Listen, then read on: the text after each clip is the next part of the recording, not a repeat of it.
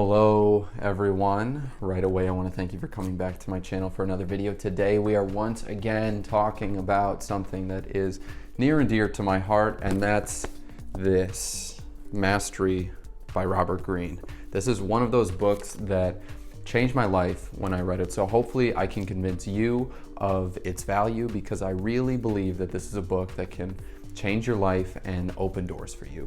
Okay, so right away I will ask the question that I always ask, that I know the algorithm is just dying to hear me say, and that's, why do I think this video is worth your time? Here's why. Here's why I think this video is worth your time. I want to help you actualize your full potential and achieve your goals. I have designed this video to that end. Mastery is a great book to have on your bookshelf because it gives you a 6-step process that you can use to conceptualize and track your proficiency and understanding of a given skill. And I think that's a great tool to have if you're if you're a young person. It's one of the many reasons why I assigned this book for the course I'm teaching at Johns Hopkins in the fall of 2020, titled Meanings to Being: Using Reading and Writing to Author the Self. So let's get into it. Mastery by Robert Greene. All right, so first and foremost, I'll say that I love this book. I read this book when I was a sophomore in college, and it's one of the books that I would say has just helped me the most. When I read Mastery, I was about 2 or 3 years into taking creative writing seriously. I was reading every day for a few hours. I was writing every day for a few hours. I can't remember exactly how I came across this book, but it made a huge impact on me, a huge impression on me, because it gave me a framework that I could use to make sense of basically what was before me. And this is a big part of the reason why I think this can be one of the most valuable nonfiction books you might ever spend your money on. But I'll get more specific now. I've already said that I was a sophomore in college when I bought this book. I was majoring in creative writing, and that was fine. It was a creative writing major. It wasn't tough. I probably could have picked something more practical, but I've always been a very competitive person. I tend to have a hard time doing things in moderation. At the time, I was doing everything I could think of to become a better writer. I was taking writing workshops, I was taking literature classes, I was watching YouTube videos and listening to podcasts and reading books, and I was writing every day. Really, I was trying to get my hands on or expose myself to anything that would help me make myself a better writer. And that's around the time that I found Mastery. It sat on my shelf for a couple of months, but eventually I got around to it. And when I did, I found one of the most influential books that I've ever read. And it isn't one of the most important books I've ever read because, it taught me some magical formula that I could implement that day and immediately reap the benefits. I want to dispel that idea right away. I'm not trying to sell you snake oil. I'm trying to convince you that a book that has had a powerful impact on me is worth the time that it's going to take for you to read and worth the money that it's going to take to buy. What I think makes this book so great isn't that it can instantaneously cause a paradigm shift that'll change how you see the world. I think this book is so great because it gave me a framework that I could use to conceptualize what the road ahead of me looked like. I'm not saying I'm the best writer in the world or anything close to that. All I'm saying is that a few years ago, I think I knew less about my craft than I do right now. And I think Mastery by Robert Greene put me on the fast track toward being a better writer, which translated to being accepted into a prestigious graduate program for my writing. And I guess, to some extent, maybe my improvement was kind of inevitable. Just to contextualize it, I was dedicating like 4 or 5 hours to my craft every day, and I kept that pace for like 5 or 6 years. So there was hopefully at least going to be some improvement as a consequence of that time. But I really believe that reading Mastery by Robert Greene put me in a better position to get the most out of the time that I spent practicing. And I think that's entirely because, like I've already said, his book gave me a framework that I could rely on, which is to say that his book gave me a system that I could use to project what I was doing every day onto the future. It was a way of understanding my present actions in the greater context of the future before me, if that makes sense. I'll pause here to give you some idea of what I mean, because there's an important point I want to make, because I think it can help to give you some idea of what I really mean. Robert Greene outlines 6 steps to being a, quote, master. To some extent, the number of steps is arbitrary. There's the famous, 10,000 hour rule behind becoming a master at a craft, which is something that Robert Greene mentions in the book.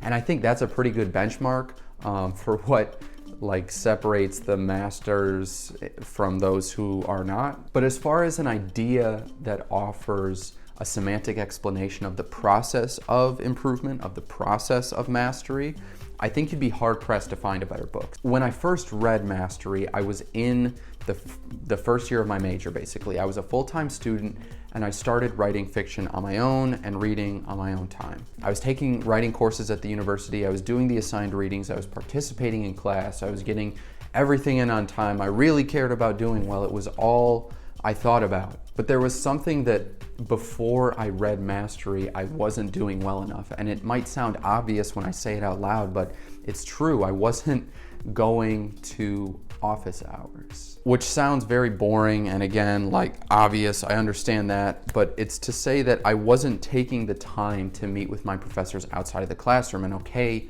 yes, I understand. Again, obvious thing to say. Should have been going to office hours from the beginning. I know. Just hear me out.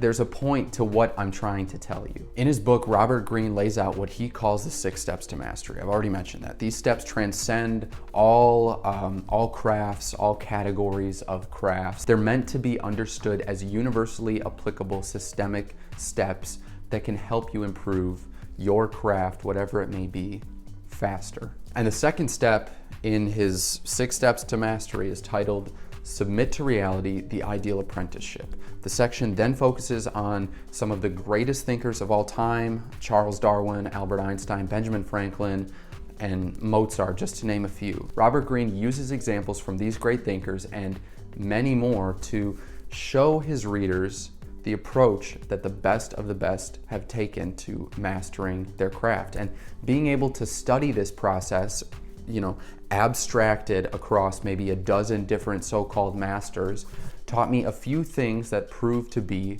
incredibly valuable. And what proved to be maybe most important was that I saw an opportunity that was sitting right in front of me, waiting to be taken advantage of, one that I hadn't necessarily conceptualized as let's say a potential apprenticeship relationship. Once or twice a week, every week for a few hours at a time, my professors were just in their offices waiting for anyone to come in and meet with them. For whatever reason, I associated apprenticeship with work that was more closely related, let's say, to blue collar work than white collar work, and obviously that idea is incorrect and it's short-sighted, but I was 19, so I'm probably lucky that things weren't worse. My point is that the book showed me a blind spot that I had. It showed me a personal blind spot, and it showed me a way that I could improve that was directly applicable to my life, to my given circumstances. And while I can't speak specifically to how it will impact your life, I'll say that I think it can at least offer you a significant enough number of learning opportunities to justify your purchasing of it and your reading of it. I didn't realize that some of the greatest thinkers of all time started out as beginners in need of competent mentors who could show them the ropes, for lack of a better word, who could allow them the opportunity to leapfrog and to improve their craft quicker than maybe somebody else who didn't have a kind of a mentor-mentee relationship, let's say. And I think that translated to a newfound appreciation for the people around me. I began to see the professors around me as people who could help me in ways that were extended beyond just the specific focus of the course. And that's why I'm recommending Mastery to you. It's why I assigned the book to the class of undergraduates I'm teaching at Johns Hopkins this semester. I really think that this book can teach anyone who's interested in improving themselves where their blind spots are. And I think that's so important, and I don't think there's any limit to how valuable it can be. You know, maybe you're already going to office hours and you don't necessarily have the same problem that I did, but I think the beauty of the book is that it draws on dozens of people that Robert Greene identifies as masters. And the benefit of that is that you get to learn about the process of improvement as it's abstracted across several dozen people. And what that does is it gives you a better opportunity to tie in their processes of improvement and relate them back to your own life. And really, that's why I think it's such a valuable book. That's why I think it can influence your life and why I think it is just worth your time. So that's everything I've got for right now. Before I go, I want to thank you, my wonderful viewer, for sticking with me to the end. If you found this video interesting or useful or helpful, please hit that like button. It really helps me out. Please hit that subscribe button and let me know what you think in the comments section down below. Okay, thank you everyone. I hope you have a great rest of your day, and I will see you next time.